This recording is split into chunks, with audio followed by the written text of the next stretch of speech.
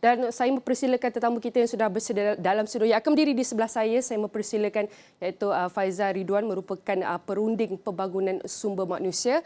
Encik Faizal, sila masuk ke dalam. Okey. Okey, saya nak ucapkan terima kasih. Okey, antara data yang telah saya kongsikan oleh Jabatan Perakaan Malaysia, sudah tu kita nak memahami bagaimanakah prestasi ini sampai ke sini. Mungkin kita boleh cakap pertumbuhan ekonomi yang lebih kukuh untuk suku ketiga telah mempengaruhi peningkatan buruh ini, dan adakah hubungan langsung antara pertumbuhan ekonomi dan nilai tambah pejam bekerja?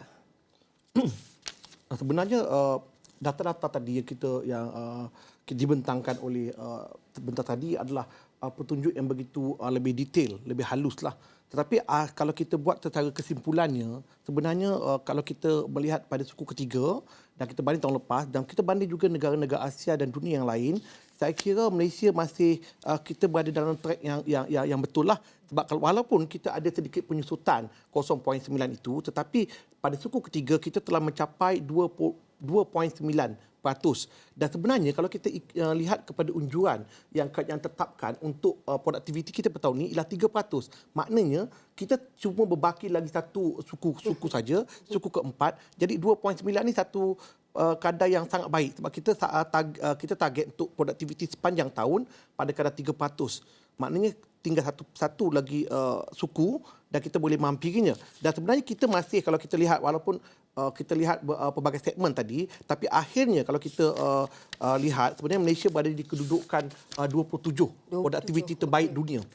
Lebih baik sebenarnya. Cumanya kadang-kadang Malaysia ni kita bergantung daripada negara luar. Contoh kita import. Jadi dia akan memberi kesan. Sebab tu bila kita tunjukkan tadi tentang pembinaan, sektor pembinaan yang paling kukuh. Sektor pembinaan paling kukuh. Sebab sektor pembinaan ni dia tidak bergantung kepada luar sangat. Dia adalah dalaman. Dan kita beritahu di Kuala Lumpur banyak projek perumahan yang baru, projek pembinaan komersial. Sebab tu dia paling konsisten. Berbanding dengan pembuatan dan juga perhubungan ni adalah komoditi yang kita ekspor keluar. Jadi dia ada kesan lah pada permintaan dan penawaran, dan kita pun juga lihat perang perdagangan antara Amerika dan China, dan juga sekarang apa yang berlaku di peperangan sekarang ni. Dan juga sebenarnya kalau kita lihat macam saudari katakan tadi, apa yang kita boleh lakukan?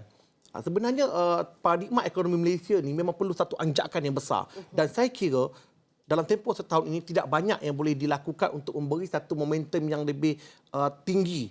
Dan sebab itu saya rasa saya menyambut positif. Kalau kita lihat juga tentang tadi kita ada bentangkan tentang gaji kan. Menapa menurun? Sebab benda ini ada kesan dengan gaji minimum yang kajian laksanakan baru-baru ini. Ya, jadi dia ada kesan lah. Jadi bila gaji meningkat, kadang-kadang ada majikan mengurangkan masa bekerja. Sebab kalau lebih masa kerja dia ada OT. Gaji minimum dan juga perubahan akta kerja. Dulu akta kerja yang sebelum ini, mereka bergaji 2,000 ke bawah saja dapat OT. Tapi sekarang mereka bergaji 4,000 ke bawah dapat OT. 2,000 ke 4,000 layak untuk mendapat kerja lebih masa. Jadi sudah tentulah majikan dia akan mengubah suai supaya tak nak ada pengeluaran kos yang lebih. Dan ini juga satu kesan yang pada saya positif, walaupun nampak macam jumlah jam berkurangan, tapi sebenarnya dia baik untuk produktiviti. Dan kita juga jangan terlepas pandang bahawa tahun depan ada satu lonjakan yang besar yang akan dilakukan oleh kerajaan apabila kerajaan memperkenalkan dasar gaji progresif. Dasar gaji progresif. Saya rasa dasar ini akan memberi kesan langsung. Maksudnya jumlah jam bekerja akan berkurangan sebab setiap jam itu dibayar meningkat, dia akan berkurang. Tapi pekerja mendapat kualiti kehidupan yang jauh lebih baik. Jadi saya rasa dia akan, tapi saya rasa kerajaan belum memperincikan bagaimana dasar gaji progresif itu, tapi dia akan dimaklumkan dalam belanjawan dan kita akan melihat perubahan-perubahan itu. Tapi macam saya katakan tadi, dasar gaji progresif ini hanya memberi kualiti kepada pekerja. Tetapi macam kita katakan produktiviti industri itu, kerajaan memerlukan satu pandangan yang lain bagaimana untuk mengubah. Macam kalau kita lihat dahulu zaman Tun Mahathir menjadi Perdana Menteri tahun 22 tahun, beliau telah mengubah paradigma ekonomi kita daripada berasaskan komoditi getah dan sawit kepada perkilangan dan sebagainya. Saya rasa sekali lagi kerajaan perlu membuat anjakan yang berbeza supaya nilai tambah ekonomi dapat diberikan dan tidak bergantung kepada ekonomi dalaman saja, dan mungkin kita boleh menghasilkan produk atau perkhidmatan yang untuk dunia dan sebagainya. Ada, kita boleh cakap selain daripada dasar gaji progresif, mewujudkan perkhidmatan yang lebih baik, apa mungkin kita boleh cakap inisiatif khusus ataupun perubahan dalam sektor tertentu untuk memain peranan dalam peningkatan produktiviti ini? Sebab tu kalau kita lihat dalam belanjawan dan juga kerajaan mengumumkan pelbagai insentif untuk merancangkan ekonomi, mengembangkan industri. Seperti kita lihat pelbagai grant diperkenalkan, pelbagai insentif cukai, dan saya kira kerajaan perlu mempergiatkan perkara ini supaya dapat menoka segmen-segmen perniagaan baru. Kita lihat macam contohnya perniagaan berasaskan aplikasi, ya, contoh Grab, ya. Kita telah kehilangan satu peluang apabila Grab yang diasaskan Malaysia mereka berpindah ke negara luar yang lebih mendanai. Pada saya itu satu kehilangan yang kita patut belajar sesuatu supaya idea perniagaan baru dan moden ini dapat bermula di Malaysia. Dan bakat mereka dihargai dan kerajaan boleh memikirkan insentif yang bagaimana untuk pelaburan agensi kerajaan untuk mendanai idea-idea anak-anak muda ataupun generasi muda ataupun generasi dalam talian ini. Sebab sekarang ekonomi memang berasaskan dalam talian. Baik, kalau kita nak lihat pertambahan dalam jumlah pekerjaan dari segi jumlah juta adalah lebih kurang 16.3 juta. Bagaimana peningkatan jumlah pekerja ini memberi kesan langsung kepada produktiviti ini atau terdapat isu-isu tertentu yang perlu kita atasi dahulu? Biasanya keterlibatan partisipasi pekerja dalam pekerjaan satu yang positif sebab mereka boleh menyumbang kepada negara, pada ekonomi negara secara umumnya dan juga ekonomi isi rumah secara khasnya. Jadi sebab itu saya kata kemasukan banyak industri, kemasukan lebih banyak tenaga kerja ini sesuatu yang baik. Tetapi macam kita katakan, satu hakikat yang kita perlu membuat satu melihat kepada sisi yang kritis dan kritikal. Sebenarnya memang Malaysia ni kita terperangkap dalam ketepuan yang begitu panjang sebab paradigma ekonomi dan juga sistem perburuhan kita tidak berubah. Contoh saya mungkin boleh sebutkan 82% rakyat Malaysia selama ini, iaitu melibatkan 6.46 juta, mereka dibayar dengan gaji kurang RM5,000 dan 35% dibayar kurang RM2,000. Jadi kadar bayar kita sebenarnya adalah rendah lah. Dan sebab itu majikan pun ada yang beralih kepada pekerja swasta. Kita tak ada pekerja asing. Kita tak ada satu dasar yang begitu konsisten. Jadi saya fikir apabila kerajaan memperkenalkan gaji progresif, dia akan menggalakkan untuk semua orang kembali ke alam pekerjaan. Sebab kita pun lihat hari ini anak muda ada tidak mahu kembali dalam pekerjaan, mereka lebih kepada yang bekerja sendiri seperti hailing dan sebagainya kan. Ini sebenarnya mungkin satu part dia baiklah, tapi ada satu part yang lain dia kurang baik juga sebab dia beri kesan kepada sebab dia punya pendapatan tu tidak ada caruman, tidak ada konsistensi dan manfaat pekerjaan tak ada caruman seperti KDSP. Jadi ia untuk long term, untuk jangka panjang dia bukan sesuatu yang sihat.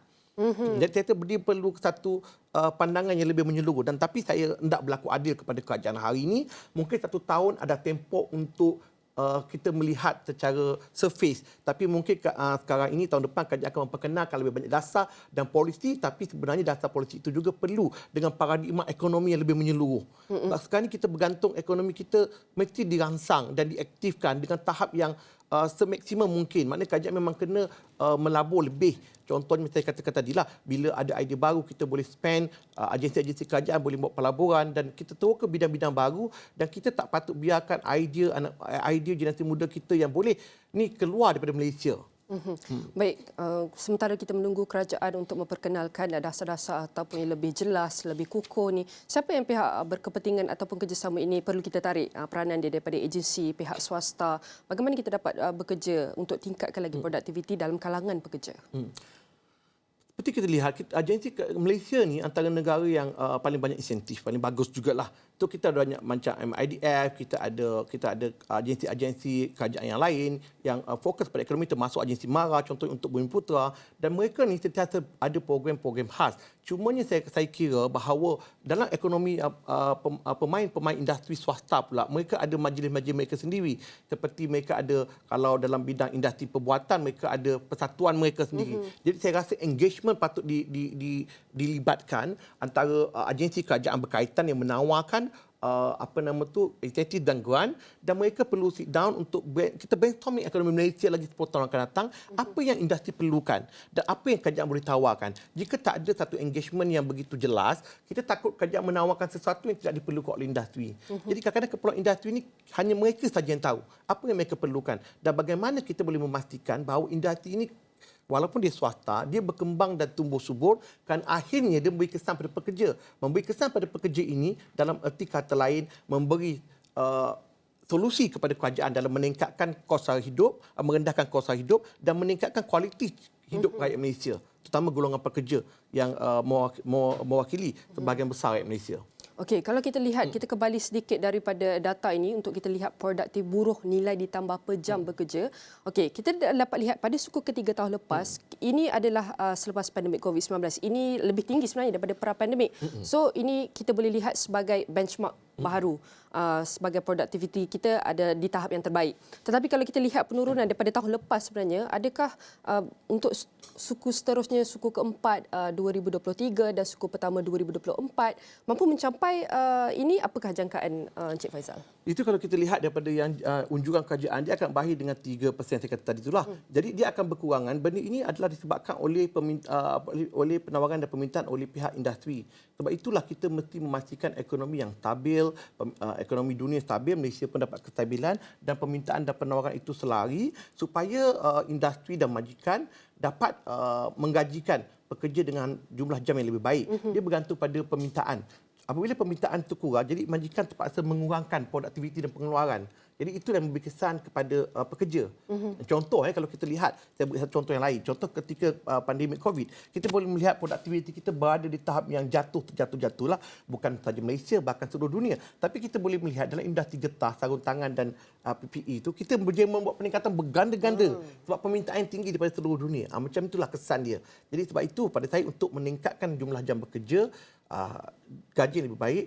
Tapi kita mesti merangsang industri itu permintaan. Sebab itu pada saya, kerajaan sebenarnya sudah ada macam agensi Matrid untuk mempromosikan di luar dan juga di Malaysia. Sebab itu saya juga selain pada kerajaan dan agensi telah ada tindakan kepada rakyat Malaysia, saya nasihatkan kita boleh menyumbang kepada ekonomi. Iaitu kita kena menggalakkan membeli produk dan barangan contohnya buatan Malaysia. Bila kita membeli satu produk keluaran daripada Malaysia, dia menggalakkan produktiviti industri itu. Dia berbanding kalau kita beli daripada internet, kita beli pada Shopee, kita beli daripada Lazada, barang itu datang pada bukan Malaysia. Jadi maknanya walaupun rakyat Malaysia menyumbang banyak daripada e-online itu, dia sebenarnya memberi kesan yang tidak begitu signifikan kepada kita punya produktiviti di Malaysia. Contoh sebegitulah. Sama juga dengan kita bila kita di luar kita, tapi kalau di luar, kalau industri macam industri lain, luar dan dalam tak ada kesan sebab dia masih gunakan pekerja yang sama. Kalau kita lihat mengikut sektor, banyak yang telah Encik Faizal kongsikan antara usaha penambahbaikan, langkah penyelesaian untuk setiap sektor. Tapi kita nak pastikan keseimbangan di setiap sektor dia punya prestasi produktiviti buruh. Okay, kalau kita lihat pertanian mungkin sedikit memulih tapi masih dalam angka negatif, pelombongan dan perkuaran pun masih dalam iaitu angka negatif 0.4%. Jadi macam mana untuk kita pastikan keseimbangan produktif buruh antara setiap sektor ini dan bagaimana kerajaan telah mengusahakan pelbagai inisiatif untuk menilai dan memantau setiap usaha yang telah dilakukan. Sebenarnya kalau kita lihat daripada dua sektor ini, pertanian dan pelombongan dan perkuarian ini memang semenjak bertahun-tahun dia memang tak selari. Dia memang tidak begitu selari berbanding pembuatan. Pembuatan ini pada saya kita patut berikan perhatian sebab pembuatan ini dia memang perkilangan banyak guna tenaga kerja tempatan, pembuatan dan pembinaan. Cuma pembuatan ini memang kita agak lemah sebab kalau kita lihat beberapa trend setahun dua ini, beberapa industri di Malaysia telah beralih untuk mendapat kos buruh yang lebih rendah di luar negara. Ada yang pergi ke Thailand, pergi ke Indonesia. Ini sesuatu yang membimbangkanlah dan kerajaan saya rasa ada beberapa insentif dan saya rasa kerajaan perlu menarik pelabur luar untuk industri pembuatan kita. Mereka menggunakan logistik, fasiliti di Malaysia termasuk tenaga kerja kita untuk menunjukkan. Untuk pertanian dan pelombongan ini memang kita banyak bergantung kepada tenaga kerja asing. Dan sebenarnya pertanian kita ni masalahnya kita punya nilai tambah. Maknanya kebanyakan kita menghasilkan produk yang bukan final produk, bukan produk akhir. Ya. Contoh kalau sawit kita menghasilkan macam getah, kita import getah, kita tak menghasilkan produk akhir. Kalau kita boleh menghasilkan produk akhir seperti kalau getah tu pada produk akhir, nilai itu lebih baik kepada industri Malaysia. Tapi dua ini memang kita bagi pada raw material lah, kebanyakan adalah mentah punya, termasuk pelombongan lah. Baik, ini saya nak ucapkan terima kasih kepada Encik Faizal untuk perkongsian ini kerana kita tahu walaupun produktif buruh nilai ditambah per jam pekerja dan juga nilai ditambah bagi setiap pekerja menurun, tetapi usaha perlu diteruskan, diperkukuhkan dan kita berharap setiap dasar dan pelaksanaan itu dapat meningkatkan hasil produktiviti dalam kalangan pekerja. Sekali lagi saya ucapkan terima kasih kepada Faizal Rizwan. Kita akan jumpa lagi dan semua ini akan kami kami rangkumkan dalam astrawani.com dan semua platform digital Astro Awani.